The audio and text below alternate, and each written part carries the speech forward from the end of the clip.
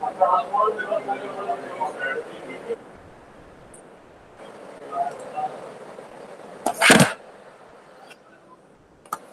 Morning. Good morning. Morning तो sir. एक चीज good morning sir. Good morning sir. Good morning. तो एक चीज़ पूछनी थी। तो जो एग्ज़ाम फॉर्म है वो कॉलेज में सबमिट होगा, तो फिर उसके साथ में और क्या चीज़ें सबमिट होंगी? मार्कशीट वगैरह। क्या हुआ आज?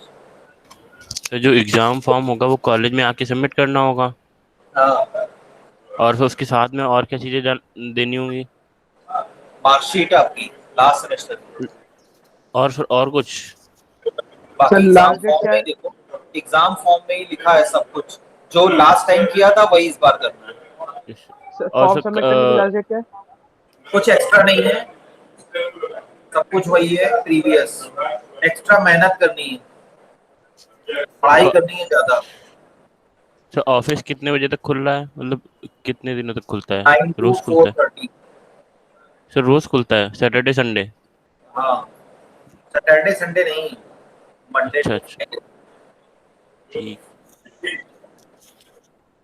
सैटरडे संडे क्यों खुलेगा भाई? हमने सोचा फीस का वर्क था वो हो जाता, साथ में ही। सर, हमने सोचा फीस का काम था वो भी हो जाता साथ में ही। मंडे टू फ्राइडे तक कर ली। Monday to Friday working days में खुलेगा। Okay sir. ठीक है, यस पूरा सर। मंडे टू फ्राइडे, आज ट्यूसडे से लेके फ्राइडे तक है, और नेक्स्ट मंडे से लेकर ऑनवर्ड्स है।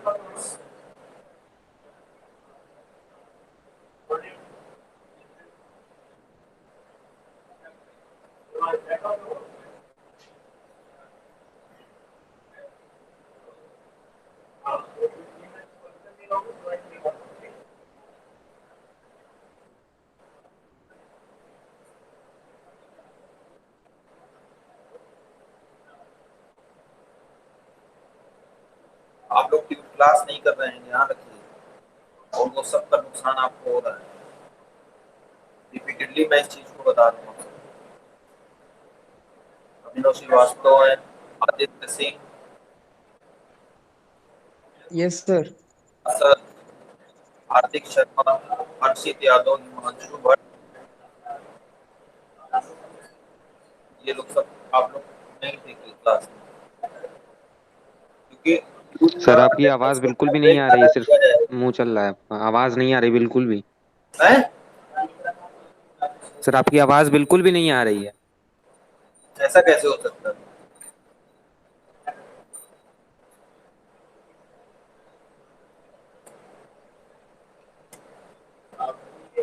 साउंड तो अपेयर है। अंजलि, तुम्हारा माइक ऑन क्यों है बेटा?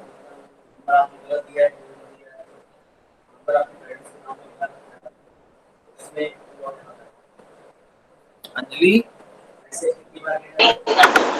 Yes sir. तुम्हारा माइक ऑन है।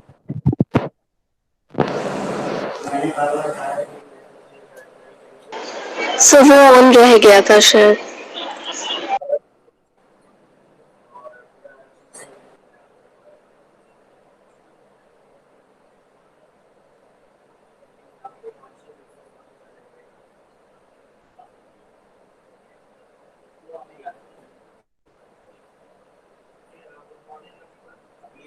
आज की हेडिंग बनाइए स्टाफिंग।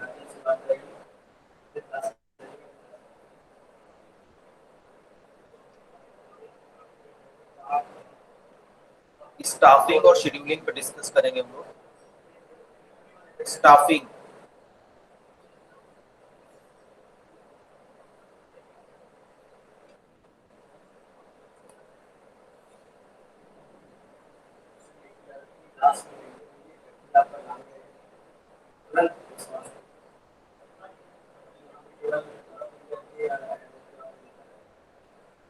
आदित्य सिंह हेडिंग बन गई staffing. Yes sir. Aakarsh, yes sir बन गई। पहुंच रही आवाज? Yes sir, yes sir. बीच बीच में कुछ थोड़ा सा हो जाता है।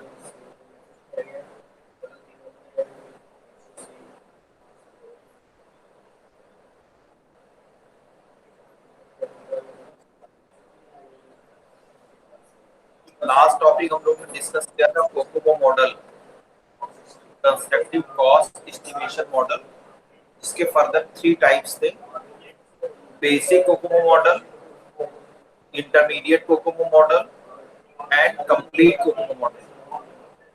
Basic Kokomo model was based on the Boehm formula, in which first of all we calculate the effort, and after calculating the effort again calculate development time by prescribed formula by Boehm. Besides, going to discuss about the different categories of Kokomo model, we already discussed about different categories of software project in the context of size. इसमें आपका था organic, semi detached and embedded. Up to 50 KLOC, 50 KLOC तक की जिसकी limit है software project की, उसको हम लोग कैटेगरी में हमने जो है कैटेगराइज किया. ऑर्गेनिक 50 से लेकर के और 300, बल्कि you can say that 1 to 300, अगर रेंज ज्यादा हो रही है up to 300 KLOC we categorized into semi-detached, and more than 300 उसकी कोई लिमिट नहीं है. 1 lakh, 2 lakh, 5 lakh, 10 lakh KLOC was categorized into embedded. कल हम लोग ने डिस्कस भी किया था ट्यूटोरियल शीट में कि in the size of, in context of size, different categories of software project. ठीक है, तो कैटेगरीज हो गई. मैं थोड़ा रिकैप दे रहा हूँ जो उन्होंने लास्ट लेक्चर मिस किया. उसके बाद बेसिक कोकोमो मॉडल डिस्कस किया.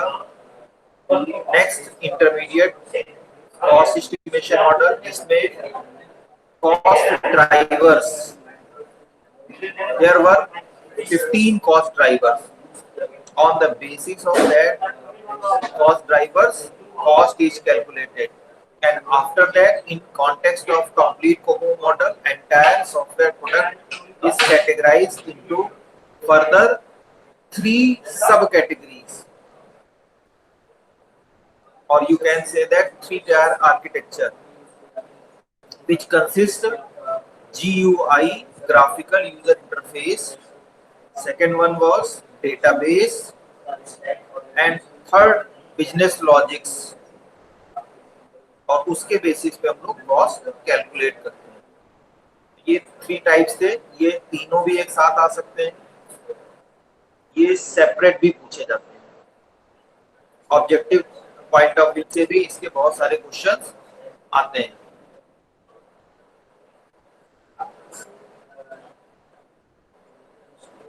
हम लोग आ ही रहे हैं.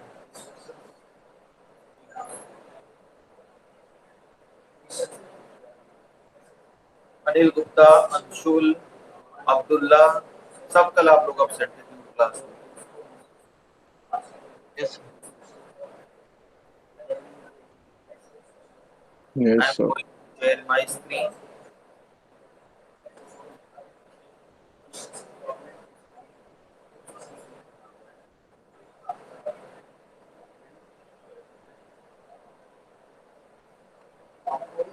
स्पीच शेयर हो रही बेटा?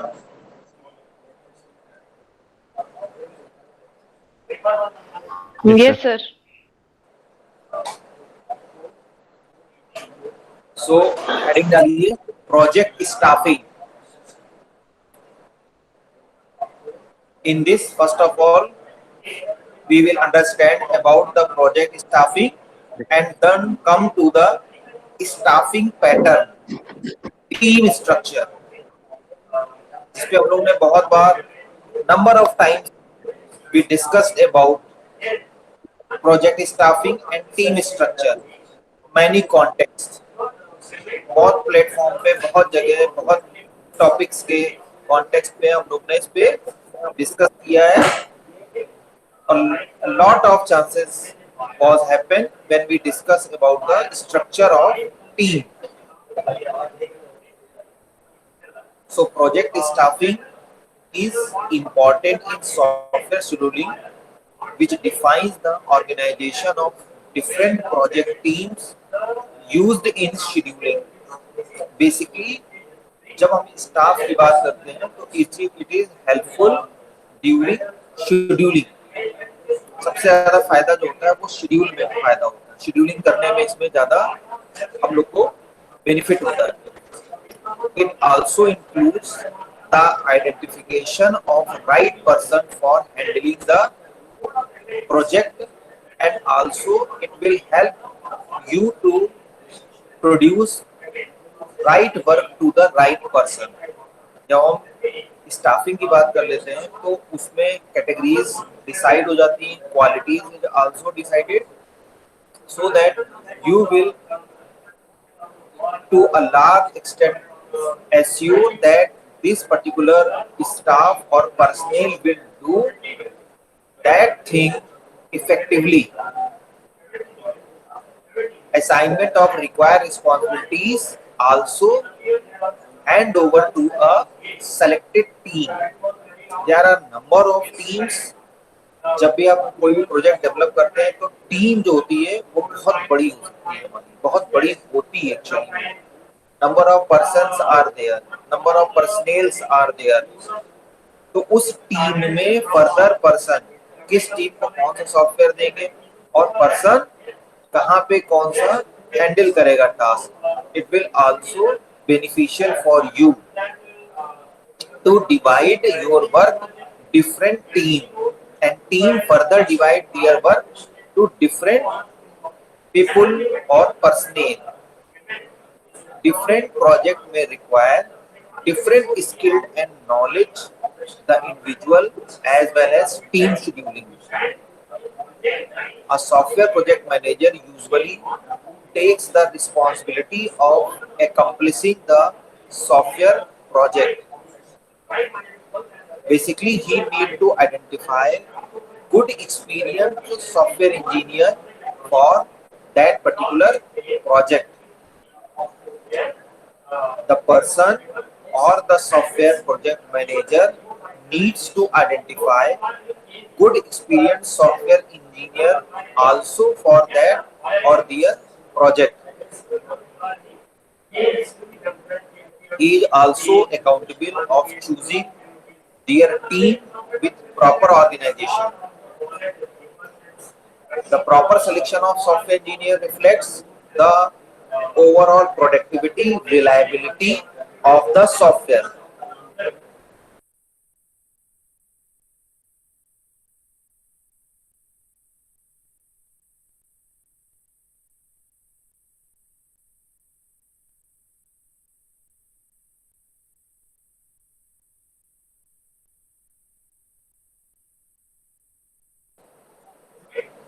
Now come to the team structure।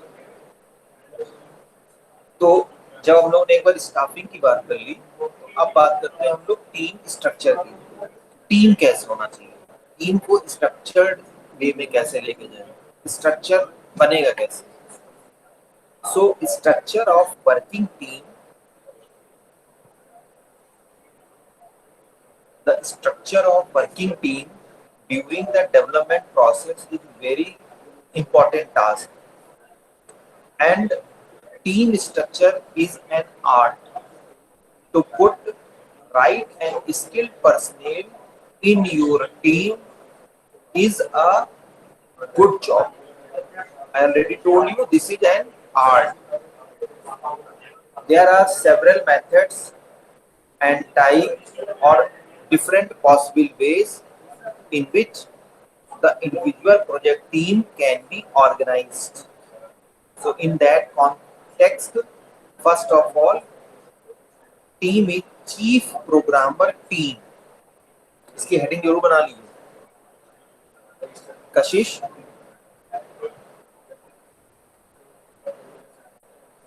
Kashish Gupta,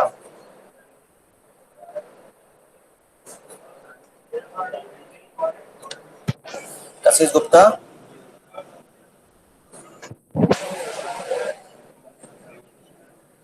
heading बनाई तुमने? ये कशिश गुप्ता की आवाज ही नहीं आ रही। Yes sir. हेडिंग बनी तुम्हारी? Yes sir. बोल क्यों नहीं रही? सर माइक ऑन करने में टाइम लग गया सर, लैपटॉप से ज्वाइन किया था ना आज। अच्छा, हेडिंग बनाते रहिए। पहला लिखिए चीफ प्रोग्रामर टीम। आवाज आ रही है ना प्रॉपरली? यस सर, आ रही है। So, chief programmer team, there is a senior engineer who affords the technical leadership for the project. Means सबसे इम्पोर्टेंट है कि एक ऐसे पर्सन को आप सारी रिस्पॉन्सिबिलिटीज हैंड ओवर कर दीजिए जो कि उसको पूरी तरह से ऑर्गेनाइज कर पाए, मैनेज कर पाए, टास्क को रीअसाइन कर पाए। For example, whenever any war is going to begin, एक हम लोग सेनापति टाइप का या एक कमांडर टाइप का पर्सन अपॉइंट कर देते हैं और उसके लीडरशिप में ही एंटायर वॉर विल हैपन। ये पहले से डिक्लेयर कर दिया जाता है कि सारा वॉर इनके हैपन में होगा। ऑल रिस्पॉन्सिबिलिटीज, टैक्टिक्स, नेगोशिएशंस और जितने भी वहां पे डिसीजंस होंगे वो उसी पर्सनल के थ्रू लिए जाएंगे। And everyone is now have responsibility to back their leaders decision. So the person designated as the chief programmer of the team, he make the partitions of the task into smaller tasks and allocate them to different team members personnel under his leadership.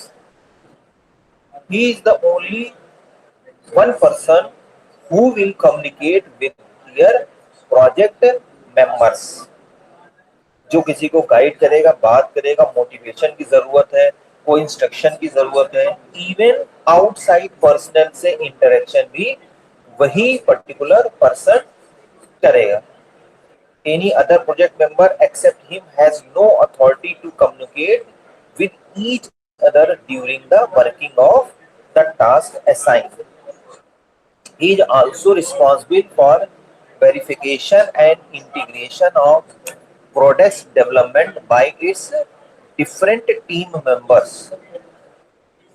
Here is the structure or diagram which will be helpful for you to understand the chief programmer team. ये diagram आप लोग देख पा रहे हैं बेटा? Yes sir. इसमें एक प्रोजेक्ट मैनेजर है। हाँ, इसमें एक प्रोजेक्ट मैनेजर है और ये डिफरेंट सॉफ्टवेयर इंजीनियर या इनको आप प्रोग्रामर्स कह सकते हैं और ये सब इसको रिपोर्ट कर रहे हैं। ठीक है, तो आप एक डायग्राम जरूर इस तरह बना लीजिए। देखें, ये जितना आप अच्छे से डायग्रामेटिक फॉर्म में रिप्रेजेंट कर पाएंगे, इसके पहले भी हमने बहुत सारी चीजें डिस्कस की है और जो है टॉपिक डिस्कस किए, जितना आप उसको डायग्राम बेस्ड बना करके समझा पाएंगे, सिनेरियो बेस्ड बना करके समझा पाएंगे, definitely it will be helpful for you. ठीक है, वट एवर कंडीशंस, किसी भी तरह की कंडीशन क्यों ना हो, लेकिन प्रिपरेशन आपको इसी बेस पे करनी है। ये एटीट्यूड हमारा इसी बेस पे रहना चाहिए। ठीक है, तो जब हमसे कभी स्टाफिंग की बात की जाएगी, क्योंकि हमने आपको बताया ये हमारा फ्यूचर एस्पेक्ट्स है, ये जितने भी टर्म, जितने भी ये एस्पेक्ट्स हम लोग देख रहे हैं, ये प्रैक्टिकली अभी आप फॉलो करेंगे। एक दो दिन में नोटिस आने वाली है और हम आपको गाइडलाइन देंगे कि आपकी समर ट्रेनिंग कहाँ से होनी है, कैसे होनी है, ड्यूरेशन क्या होगा। मैं इसका एक अलग से एक लेक्चर लेकर के या किसी एक लेक्चर में मैं ब्रीफ करूंगा इसको। ठीक है, समर ट्रेनिंग कहाँ से करनी है, बहुत इंपॉर्टेंट टास्क है। ठीक है, कहीं से भी समर ट्रेनिंग करने का कोई फायदा नहीं है कि आपने कहीं से भी कर ली। तो मैं जब भी बताऊंगा पुराने एक्सपीरियंसेस और जो स्टूडेंट्स जहाँ जिन्होंने बहुत अच्छा काम किया है उनके इनपुट्स के बेस पे ही बताऊंगा। ठीक है, तो अभी थोड़ा सा वेट करेंगे और ये जो मैं फैक्टर बता रहा हूँ ये आपको यहाँ समझने की बहुत जरूरत है। वहां जब आप जाएंगे तो आपको सिर्फ प्रोग्रामिंग डेवलपमेंट एक्टिविटीज इन सब पे डिस्कस किया जाएगा, इसीलिए जो जहाँ पे हम रिफर करेंगे एटलीस्ट वो SDLC को जरूर फॉलो करते हैं। बहुत जगह तो ये SDLC फॉलो ही नहीं होता है, ठीक है। इवन कुछ रेपुटेटेड इंस्टीट्यूशंस में भी ये फॉलो नहीं होता है। They are doing just only their business. So the team structure is most competent work when the work is small and when the task is well understood. However, this team structure may lead to lower team morale because of the constant supervision of the chief. Now come to the another team type, जिसको हम लोगों ने कहा है egoless team. Egoless team या इसको आप लिख सकते हैं डेमोक्रेटिक। इसको बोलिए डेमोक्रेटिक। मधुर जैन इसका नाम लिखिए ईगोलेस टीम के साथ साथ ऑब्लिक डेमोक्रेटिक। यस सर, मधुर सिंह सर। हाँ है? क्या कह रहे हो बेटा? सर मधुर जैन आप सर बार बार बोल देते हैं गलती से। अरे जैन हो, सिंह हो, मधुर तो हो ना, पर हमें इस चीज से मतलब है, मधुर ही रहो। तो ईगोलेस टीम और democratic team structure as simple and does not follow any formal team hierarchy as you can show in diagram. The main aim is to involve each and every member of team in any decision making during the development process of proposed product. ठीक है, यहाँ पे एक manager तो होता है लेकिन democratic एक टीम होगी। इन्हीं प्रोग्रामर्स में कोई एक मैनेजर का काम करेगा, लेकिन सबको अपनी बात रखने का और अपने इम्प्लीमेंटेशन का, डिसीजंस को डिस्कस करने का राइट होता है। They can share their decision among their team also and also supervisor. ठीक है, अगर आप देखें स्ट्रक्चर्ड वे में तो कोई इनका सुपरवाइजर नहीं होता, but definitely some person or people are there who take moral responsibility to own the decision whatever taken in the team. But overall freedom of doing work and opt their tactics is definitely manageable and allowed. This team structure is suitable for handling complex and difficult project with many technical challenges. ये बहुत effective होती है इस तरह की team structure. इसका diagram जरूर बनाते चलिएगा सब लोग।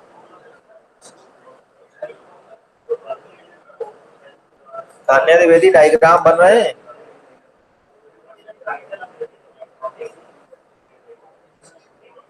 तान्या? यस सर, बना रहे हैं। हाँ, सर डायग्राम शो कर दीजिए एक बार। क्या कह रहे हो? सर डायग्राम शो कर दीजिए एक बार, थोड़ा सा डायग्राम तो बना। है, दिख रहा है सामने, ये लो। यस।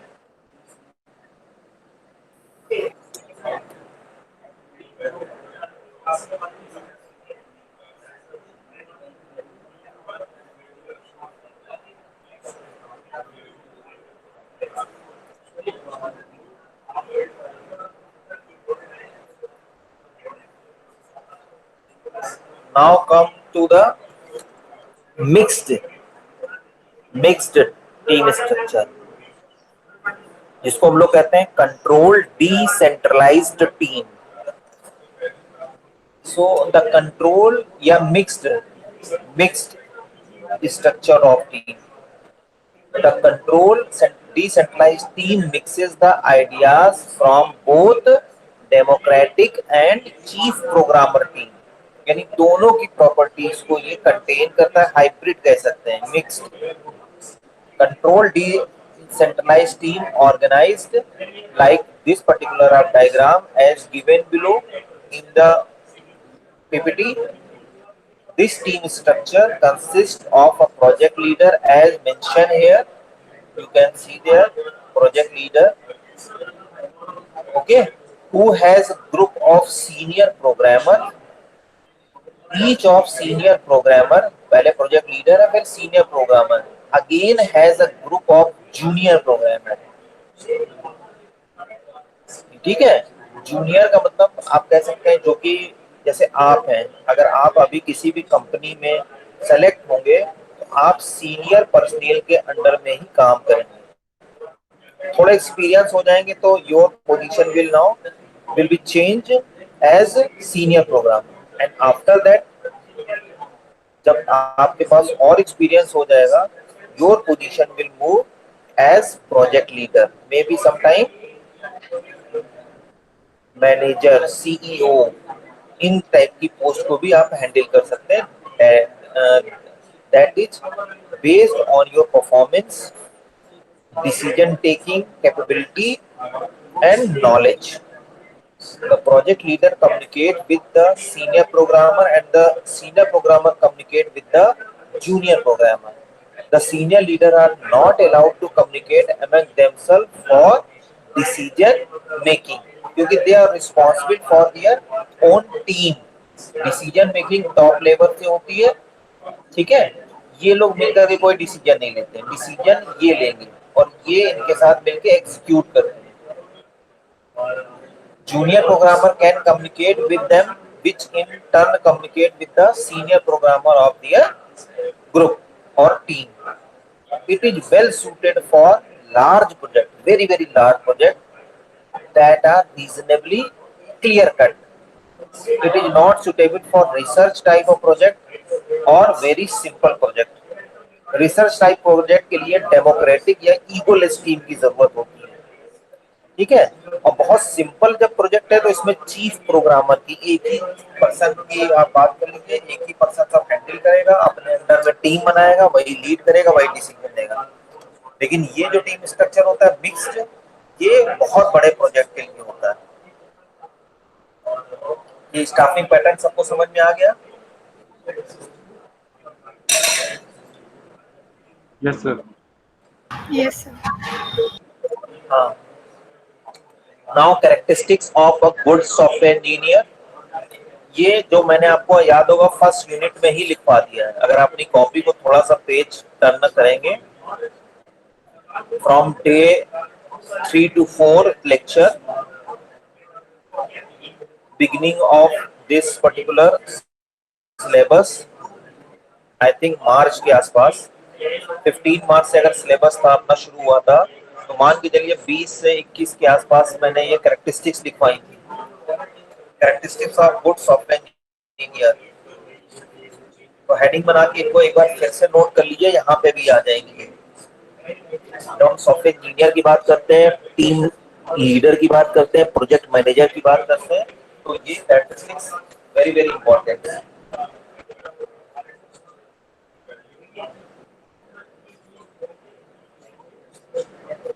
नोट डाउन कर लीजिए इसको.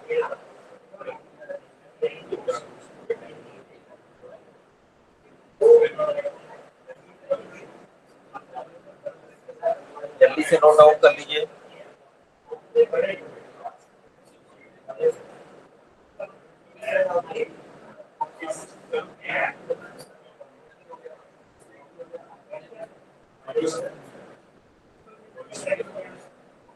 बहुत ज्यादा टाइम नहीं लगना है.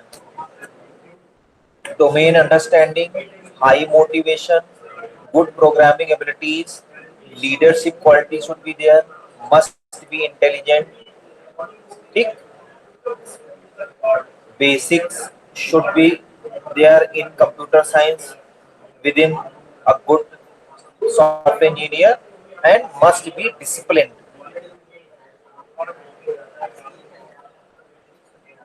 नोट कर लीजिए, एक जगह रहेगा तो सही रहेगा, रिवीजन भी हो जाएगा आपको.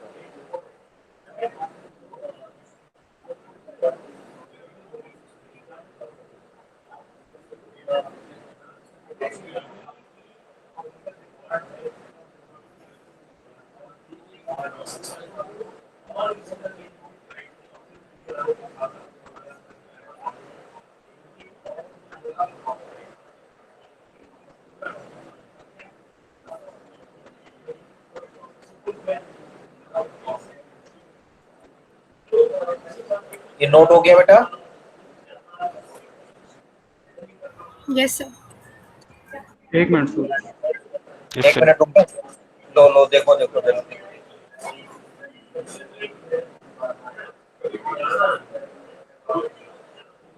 जल्दी से देखो।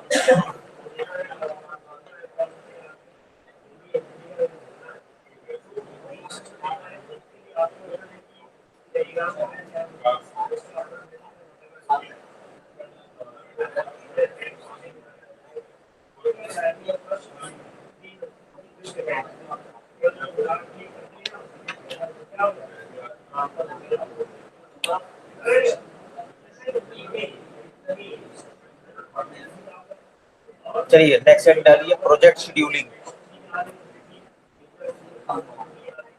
बहुत इंपॉर्टेंट टॉपिक है प्रोजेक्ट शेड्यूलिंग।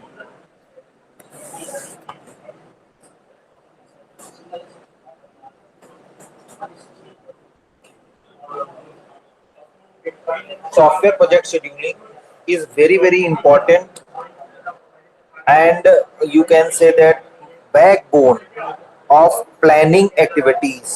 जब भी हम प्लानिंग की बात करते हैं, सॉफ्टवेयर प्लानिंग की बात करते हैं, या SDLC के इम्प्लीमेंटेशन की बात करते हैं, SDLC को अडॉप्ट फॉलो करने के हम लोग कॉन्टेक्स्ट में if we discuss, then scheduling is play a vital role, an important role, कि कौन सा शेड्यूल कब, कौन सा फेज के शेड्यूल में होगा, कौन सा शेड्यूल कब एक्टिव होगा, ये इस शेड्यूलिंग एक्टिविटीज के थ्रू ही हम लोग परफॉर्म कर पाते हैं।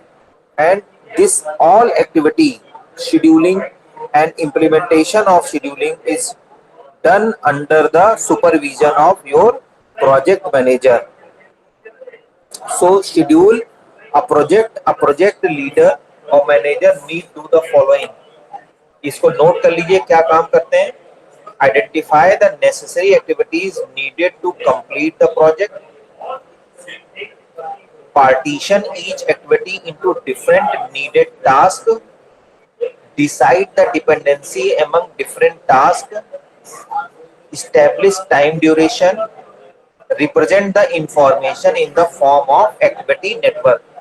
बहुत ध्यान से समझिएगा, ये शेड्यूलिंग आपके प्रोजेक्ट में अभी मेंशन होगा, आपके सॉफ्टवेयर समर ट्रेनिंग जो आप करेंगे उसमें भी ये मेंशन होगा।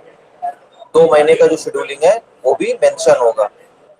It also decide the starting and ending date of different and various tasks. Sometimes determine the critical path which represent the duration of project.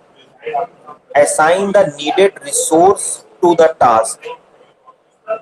ठीक है।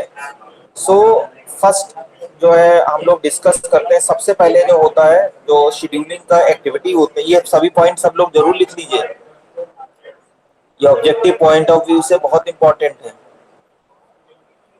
सो फर्स्ट जो important phase during project scheduling is the identification of initial and necessary tasks needed to complete the project. Means आप जो task है या project है इसको different सब टास्क में, ठीक है, सब प्रोजेक्ट में डिवाइड करना, ब्रेक करना, इसको हम लोग कहते हैं work breakdown structure. Work breakdown structure, ठीक है, हेडिंग डाल लीजिए वर्क ब्रेकडाउन स्ट्रक्चर। बहुत पूछा जाता है।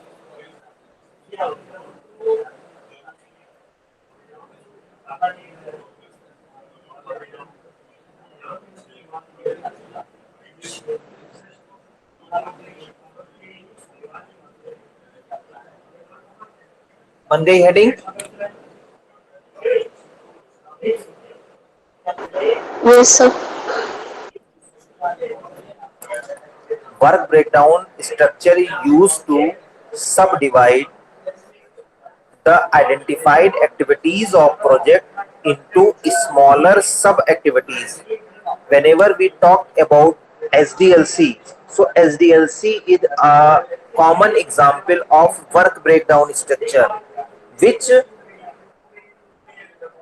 breaks all and different activities into phases, and each phases will be carried out in simple and designated manner with specified time. अभी हम देखते हैं इसको कैसे हम implement कर पाएंगे.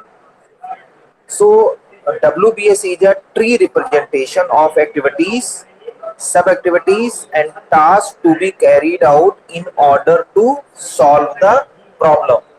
So here is an example of work breakdown structure. ये डायग्राम जरूर बना लीजिए. एक डेमो एक्टिविटी ली है. This is the main activity. ये एक्टिविटी जो है सब एक्टिविटीज हैं A, B, C, D, E. और ये एक्टिविटी तो यहीं पे कंप्लीट हो जा रही है, बट दिस सब activity further B1 and B2 divide हो जा रही है यहाँ पे, और C वाली C1 और C2, और ये एक्टिविटी अपनी इसी फेज में कंप्लीट हो जाएगी. तो इसको कहते हैं वर्क ब्रेकडाउन स्ट्रक्चर, और ये हियरार्किकल फॉर्म होता है, ट्री स्ट्रक्चर्ड फॉर्म में होता है. ये डायग्राम सभी लोग बना लीजिए. इसमें किसी को डाउट अगर हो, वैसे आप लोग सब समझदार हैं, सबको पता है.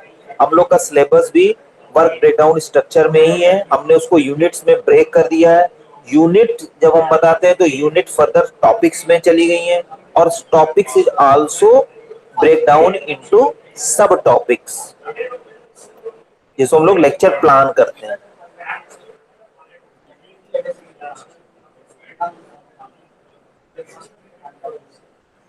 समझ में आ रहा है? ये डायग्राम जरूर बना लीजिए, तो एक आपको ये चीजें समझ में आती रहेंगी. Yes sir. हाँ, इसमें किसी को कोई डाउट हो, feel free to ask. These are all important in context or points of your viva of summer training.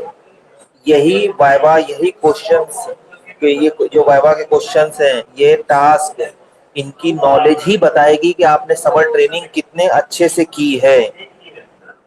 भाई मैं किसी भी कंपनी में बताऊंगा, आप वहां चले जाएंगे, ज्वाइन भी कर लेंगे, काम भी अच्छा कर लेंगे, लेकिन आपने एफर्ट कितना किया, एक्चुअल में आपने सीखा क्या, वो यही पॉइंट्स ही बताएंगे. नेक्स्ट है activity network representation. Activity network representation shows the different activities involved in the project and interdependencies among them, and as well as estimated duration. So here you can see, जैसे सब activity B1 है, ये 45 days ले रही है. सब activity A 15 days में जो कंप्लीट हो जा रही है. यहाँ पे ये डेज पे है, ध्यान रखिएगा. ये सब एक्टिविटी C1 105 दिन में कंप्लीट हो रही है. ये E 120 दिन में कंप्लीट हो रही है. ये जो B2 है ये 30 डेज में लग रहे हैं. C2 जो है ये 45 डेज में लग रही है. ठीक है. और D जो है ये 60 डेज में हो रही है. और यहाँ पे एक बार में फिनिश बना दिया. फिनिश का मतलब 0, यहाँ पे खत्म हो गया. इसमें फिनिश होने में कोई डेज डिसाइड नहीं होते. जहां पे हमने कह दिया now stop, stop means stop. तो आप जो ये वर्क ब्रेकडाउन स्ट्रक्चर है, इनको टाइम फ्रेम में एक्टिविटी नेटवर्क से भी रिप्रेजेंट कर सकते हैं.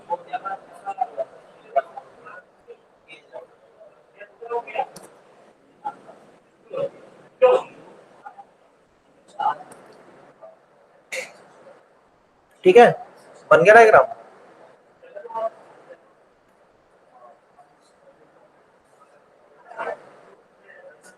डायग्राम बन गया बेटा सबका? सर बना रहे sir 1 minute. Sir 1 minute sir. हाँ बना, सामने है, मैंने हटाया नहीं है. इसको बना लीजिए. डायग्राम सारे बनाइए बेटा.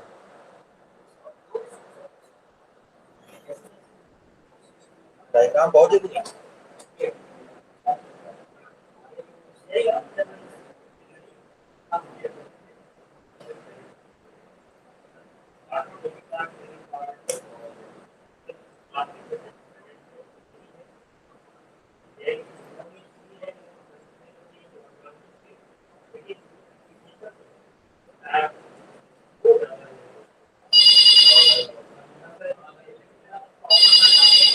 वन मिनट बेटा.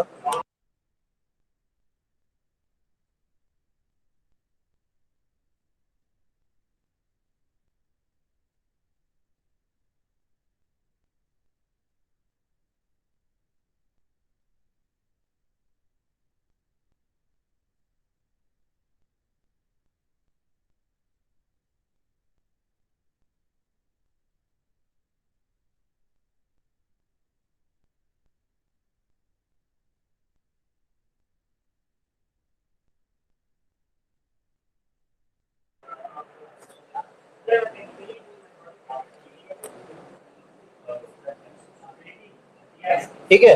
तो ये एक्टिविटीज जो है डेज में जैसे हम लोग ने बताया था, सब एक्टिविटी 15 डेज है। ये टास्क नंबर हम लोग डिसाइड कर दिए हैं, ये एक्टिविटी टास्क के नाम है, ये ड्यूरेशन है, और ये जो है कौन सा टास्क किस पे डिपेंडेंट है ये भी हमें ध्यान रखना होता है, और ये भी हमने यहाँ पे लिख दिया है, मेंशन कर दिया है। फिर क्रिटिकल पाथ क्या होता है? समटाइम्स क्या होता है, whenever we decide the days or duration for any particular task, but the days allocated for any task is less than comparison with the task involved or subtask involved in that phase या main task. Suppose करिए हमने कहीं भी 45 या 100 भी दिन दे दिए, लेकिन वो काम हमारा इतना बड़ा है कि वो 100 दिन में या 45 दिन जो भी आपने अलॉट किए उसमें कंप्लीट नहीं हो पा रहा है। तो क्रिटिकल पाथ का मतलब क्या हुआ कि जब भी हमको लग रहा है कि हमारा time duration to a large extent is meet our designated allocated time, तो some personnel are activate, some group of persons, या कोई अलार्म टाइप का, अलार्म का मतलब भी यही होता है, वो कंडीशन बताना, वो टास्क बताना, वो पर्टिकुलर जो है अलर्ट को रिप्रेजेंट करना in front of you when you are engaged your task. तो क्रिटिकल पाथ में भी आपको उसी पर्टिकुलर मेथड के थ्रू बता दिया जाता है, और ये एक ऐसा फेज होता है जब आपको लगता है कि हमको अब टास्क कंप्लीट कर नहीं पा रहे हैं, या करने के लिए कुछ एक्स्ट्रा का मतलब जहाँ पे हम लोग बात करते हैं, we should increase personal, we should increase our working hours and also motivate our staff. तो क्रिटिकल पाथ जो है वो इन्हीं कंडीशंस को, इन्हीं जो है जो फैक्टर्स को हाईलाइट करता है। ये बात समझ में आई सबको? मैंने पहले आपको एक ओवरव्यू दे दिया है।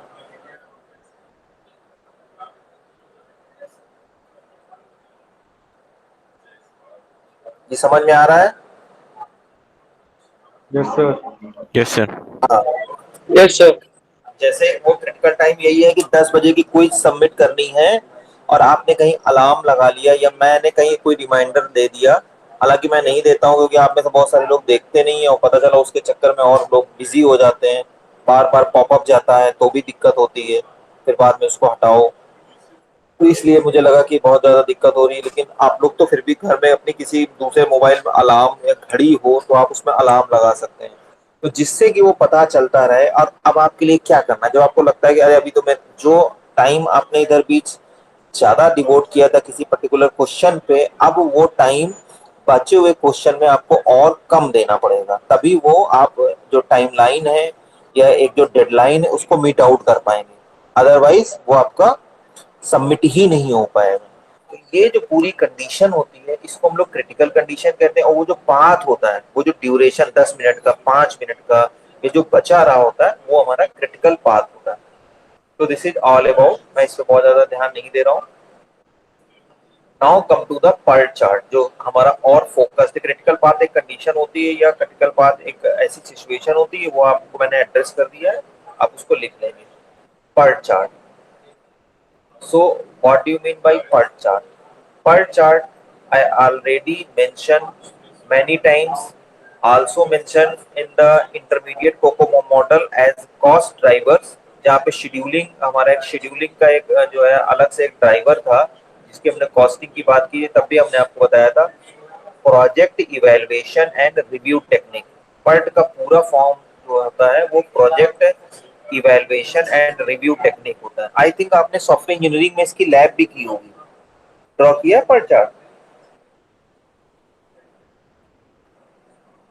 नहीं सर, अभी नहीं आया। अच्छा, तो हो सकता है अभी नहीं आया, तो क्या 8 असाइनमेंट तो हो गए? यस सर, पर किया नहीं है अभी तक।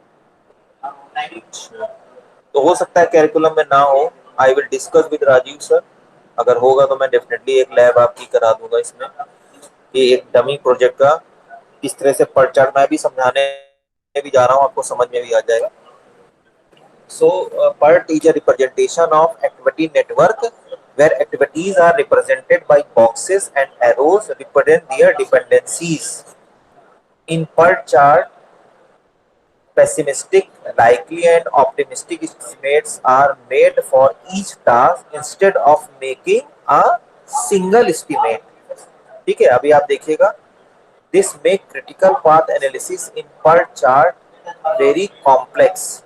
अब आप ये देखिए, the PERT chart representation of this demo activities, जहां पे क्या हो रहा है, देखिए ये जो है 30 जो है ये इसका इनिशियल टाइम है, मतलब इतना हमने दिया है, लेकिन 60 जो हमने दिया है किसी भी एक्टिविटी को, ये इसका मैक्सिमम टाइम है। 30 दिन होना चाहिए, लेकिन हमने 60 दिन इसको मैक्सिमम दिए। और ये जो 45 आप दे रहे हैं, यहाँ से क्रिटिकल कंडीशन या क्रिटिकल पाथ, ये जो 45 से 60 यानी जो 15 दिन बचे हुए हैं, ये क्रिटिकल पाथ के बचे हुए हैं। तो पर चार्ट में क्लियरली मेंशन होता है, आप समझ पा रहे हैं? यानी एक्टिविटी नेटवर्क और क्रिटिकल कंडीशन को कंबाइन करता है। इसी तरह से सब एक्टिविटी C1 है, 90 दिन में हो जाना चाहिए, जो इसका मैक्सिमम टाइम 130 है, और 105 से इसका क्रिटिकल शुरू हो जाता है। हाँ, ये जरूर है, देखिए आप लोग के माइंड में क्वेश्चन रेज हो सकता है कि अगर 90 दिन में ही काम कंप्लीट हो गया तो बचे हुए 40 दिन हम किसी और एक्टिविटी को दे सकते हैं, या हम इसको क्या कर सकते हैं, रिफाइन कर सकते हैं, रिव्यू में ले सकते हैं। जो हम लोग कहते हैं कि बहुत जल्दी काम हो जाता है हमारा, हमने अलार्म लगा दिया तो हम लोग इसका रिव्यू ले लेते हैं। रिव्यू लेने का मतलब क्या हुआ कि हम लोग इसको री इन्वेस्टिगेट कर सकते हैं, ठीक है। और कोई भी डाउट हो, आप क्या कहते हैं उसमें जो है, जब भी आप काम भी करते हैं जल्दी खत्म हो जाता है तो उसके अंडरलाइन करने लगते हैं, उसको देखने लगते हैं, पढ़ने लगते हैं। So this can happen in this phase in these days also. और उसके बाद भी आपको लग रहा है ये कंप्लीट हो रहा है, तो ये डेज जो है वो किसी और, आप अगर इन्वॉल्व है तो अपना टाइम ये दूसरे किसी टास्क में जो है ये डिवोट कर सकते हैं। ये समझ में आ रहा है पर चार्ट? सबसे इफेक्टिव होता है पर चार्ट। हाँ, ये बनाना है आपको, ये ध्यान रखिएगा। गैंट चार्ट पर चार्ट में से एक चार्ट बनाना है, और क्यों बनाएंगे, रीजनिंग क्या है, ये आपको एक्सप्लेन भी करना है। पर चार्ट ज्यादा इंपॉर्टेंट होता है क्योंकि इसमें क्रिटिकल और एक्टिविटी नेटवर्क, साथ ही साथ स्टार्टिंग एंड फिनिश टाइम भी अलॉट रहता है, और क्रिटिकल जो कंडीशन है, क्रिटिकल पाथ भी मेंशन रहता है, इसलिए ज्यादा इफेक्टिव है। ठीक है, now come to the Gantt chart. Gantt जो चार्ट है, ये नाम है आपके सॉफ्टवेयर इंजीनियर हेनरी गैंट के नाम पे। So Gantt chart is a type of bar chart developed by Henry Gantt in 1910. It is generally used to allocate resources to activities. बहुत आसान होता है Gantt chart banana. The bars are drawn along a timeline. Each bar consists of a white part and shaded part. ठीक है? The shaded part of bar shows the time estimated to take by the task. The white part shows the slack time, that is latest time by which a task must be finished. इतने समय तक हो जाना चाहिए, ठीक है। और जो शेडेड पार्ट है वो बताएगा कि एस्टिमेटेड टाइम इसका इतना है। Gantt chart representation of project schedule is helpful planning the utilization of resources. एक आप डेमो देख लीजिए, ठीक। ये कोई हमारी एक्टिविटीज है, ये देखिए पूरा जो है 1 जनवरी से 15 नवंबर तक का एक काम हमारा डिसाइड है। तो एक्टिविटी ए, ये जो है पूरा टाइम हमको बता दिया इन्होंने, और ये खत्म भी हो गया इतने समय में।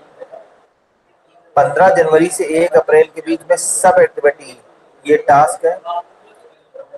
15 जनवरी से 1 अप्रैल के बीच में दूसरी एक्टिविटी भी पैरेलल चल रही है, लेकिन जैसे कि मैंने बताया व्हाइट पार्ट और शेडेड पार्ट। तो शेडेड पार्ट का मतलब क्या हुआ कि क्या होना चाहिए? क्रेडिट पार्ट का मतलब क्या हुआ? मीन्स वो एक्टिविटी उस टाइम पीरियड में परफॉर्म होगी। हाँ, और वाइट का मतलब एस्टिमेटेड टाइम आपको इतना मिला था, ये एक्टिविटी कंप्लीट हो गई, ये कंप्लीट हो गई और ये टाइम थोड़ा सा आपका बच रहा है, बल्कि ये एक्टिविटी यहाँ कंप्लीट हो गई। सब एक्टिविटी डी, सपोज करिए ये डॉक्यूमेंटेशन का है, जो कि 15 जनवरी से ही स्टार्ट हो गया था, 15 नवंबर तक पैरेलल चला। डॉक्यूमेंटेशन का काम हमारा धीरे धीरे चलता चला जा रहा है, एलोकेटेड है, इतना काम हमारा हो गया है और ये होता चला जा रहा है। आप देख रहे हैं हल्का हल्का सा येलो येलो भी दिख रहा है, शेडेड भी दिख रहा है, ये धीरे धीरे होता चला जा रहा है। ये हो नहीं गया है, ध्यान रखिएगा, ये होता चला जा रहा है। जब यहाँ अगर होता तो पूरा होता, ये यहाँ का मतलब हो गया ये अभी कैरी ऑन है, और हम इसलिए इसका नाम हमने दिया हुआ है कि it is your documentation. Documentation हमारा कंटिन्यूअस प्रोसेस है, ये शुरुआत हो जाती है, या sometime you can also refer here testing. तो टेस्टिंग भी क्या होता है कि आप जैसे यूनिट बना लिया और उस यूनिट को आप टेस्ट करते चले जा रहे हैं, ठीक है, साइड बाय साइड। हम लोग भी तो क्या करते हैं, आपका surprise test, class test, CP activities, ठीक है, और उसके बाद फिर क्विज और mid semester, pre end semester इस तरह से लेते हैं, तो वो हम टेस्ट पूरे ड्यूरेशन में, पूरे सेमेस्टर में करते चले जाते हैं। जैसे कि एंड ऑफ द डे और द एग्जाम, जब आप एंड सेमेस्टर एग्जाम के लिए जाएं तो कुछ आपको जो है सरप्राइज ना लगे, कुछ अलग से ना लगे।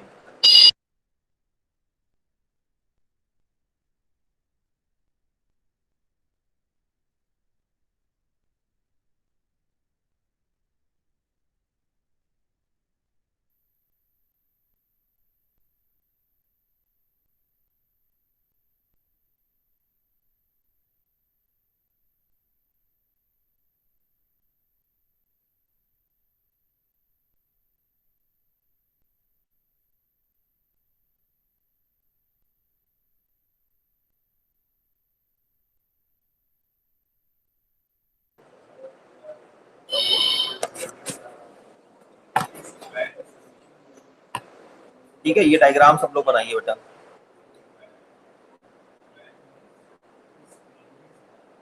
डायग्राम बन रहा है नहीं?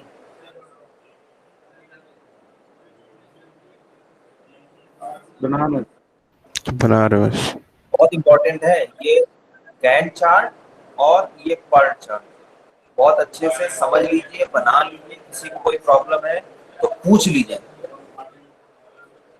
ये सब ये डायग्राम जो है ये आपके अभी रिपोर्ट में लगे हैं, लगेंगे, लगने हैं, इसलिए इसको अभी समझ लीजिए। बाद में एक दूसरे का दो चार बच्चे समझते हैं, बाकी सब लोग कॉपी पेस्ट करके उसमें नंबर कम हो जाते हैं। आपके सीनियर्स के साथ यही हुआ है।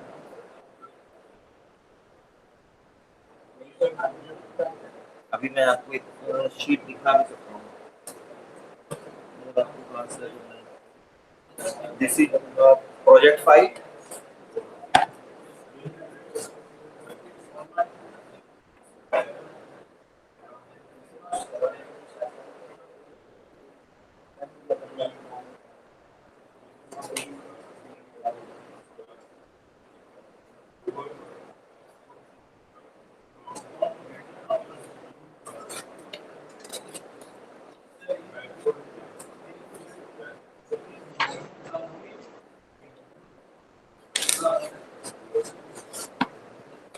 ये आप देख पा रहे हैं?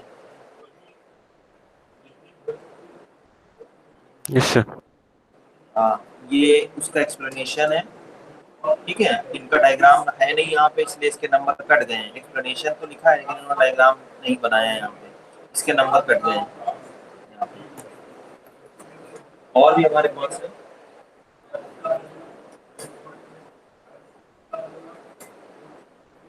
कभी टाइम मिलेगा तो हम आपको और भी दिखाएंगे डेमोस। तो जो है आपके ये जो पर्ट चार्ट या गैंट चार्ट में कोई भी, इट्स ऑप्शनल फॉर यू, जो आपको चाहे वो आप इसको रेफर कर सकते हैं, क्योंकि एग्जामिनर ये जरूर पूछेंगे कि आपके यहाँ समर ट्रेनिंग के 6 वीक्स है या 8 वीक्स है, 2 महीने की आपने की, जिसमें जितनी भी की, तो अब इनको आपने मैनेज कैसे किया, इसके SDLC के फेजेस को आपने मैनेज कैसे कर पाया, किस फेज को कितना टाइम दिया। तो आप बताएंगे नहीं हमने 1 वीक 2 वीक, तो कहेंगे कोई ऐसा टूल कैसे काउंटर किया, कहाँ पे आपको ये पता चल पाया कि नहीं अब ये यहाँ पे स्टॉप हो जाना चाहिए। ठीक है, this is Yes, all sir. About. इसमें किसी को कोई प्रॉब्लम है तो पूछ सकते हैं, किसी को कोई भी प्रॉब्लम है। चार्ट एक बार फिर से देख लीजिए, कोई भी प्रॉब्लम है तो पूछ सकते हैं। इक्विटी, नेटवर्क और जो है पर चार्ट का कॉम्बिनेशन, ये आप देख सकते हैं।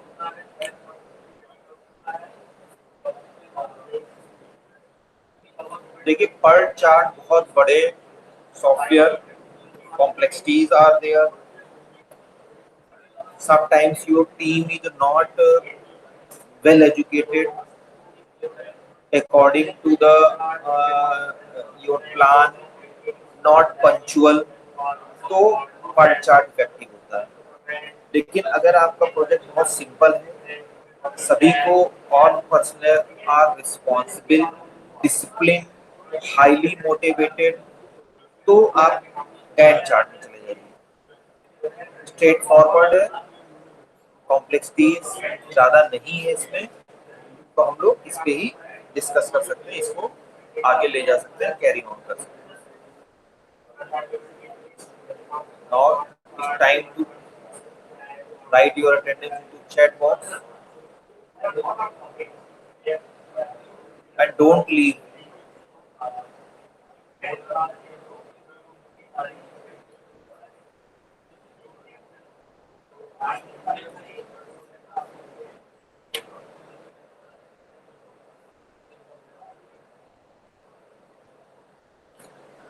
सर हाँ बताओ गरिमा। सर वो समर ट्रेनिंग सर ऑनलाइन करनी होगी कि ऑफलाइन? ये आप पे डिपेंड करता ओके सर। है ना, कि आप कैसे कर सकते हैं। बट मेरा तो सजेशन है कि जहाँ से भी करें, आप ऑनलाइन अगर आप फैसिलिटी मिल रही है और अच्छे से सिखा रहे हैं तो आप ऑनलाइन करिए या ऑफलाइन करिए। जहाँ से भी करने मतलब हमको आप जरूर बताएंगे कि आप कहाँ से करेंगे। ठीक है, Okay, उसका sir. लेटर भी मिलता है वहाँ से, अपॉइंटमेंट वो जमा करना होगा। ठीक है, और समर ट्रेनिंग कोऑर्डिनेटर भी मैं ही हूँ, या मेरे साथ राजू सर देखेंगे। तो सर ये पेड होता है कि अनपेड होता है? भैया जो अनपेड होगा वो जैसे आपके RDSO हैं, गवर्नमेंट एजुकेशन यहाँ पे, तो यहाँ पे कुछ सिखाया नहीं जाता। आप बात कर लीजिए अपने फ्रेंड्स से वगैरह जो भी, बाकी सब पेड होते हैं, 5 to 6,000 सब पेड होते हैं। ठीक है, ओके सर। गवर्नमेंट इंस्टीट्यूशन से कर लेते हैं तो बहुत अच्छा है, अगर आपको सिखा भी दिया। IITs are there, different ITIs जो है वो हैं, BSNL है, RDSO है। लेकिन अब ये कैसे क्या करते हैं ये आपको सबको पता है, आपके फ्रेंड्स बता देंगे। और कुछ प्राइवेट जो इंस्टीट्यूशंस हैं उनको हम लोग रेफर करेंगे, वो हम लोग बाद में डिस्कस करेंगे। दे आर पेड और अच्छे काम करते हैं, जिनको हम रिकॉग्नाइज करते हैं। हम किसी को भी इधर उधर वालों को रिकॉग्नाइज नहीं करेंगे, उनका सर्टिफिकेट भी एक्सेप्ट नहीं करेंगे। तो आपको ये बताना ही पड़ेगा मुझे कि आप कहाँ से कर रहे हैं। जब तक हम कॉन्फिडेंट नहीं हो जाएंगे, क्योंकि बच्चे जो है गलत जगह करके आते हैं, फिर बाद में वो 5th सेमेस्टर में या 6th सेमेस्टर में बहुत उनको सफर प्रॉब्लम जो फेस करते हैं। Sir, good morning, sir.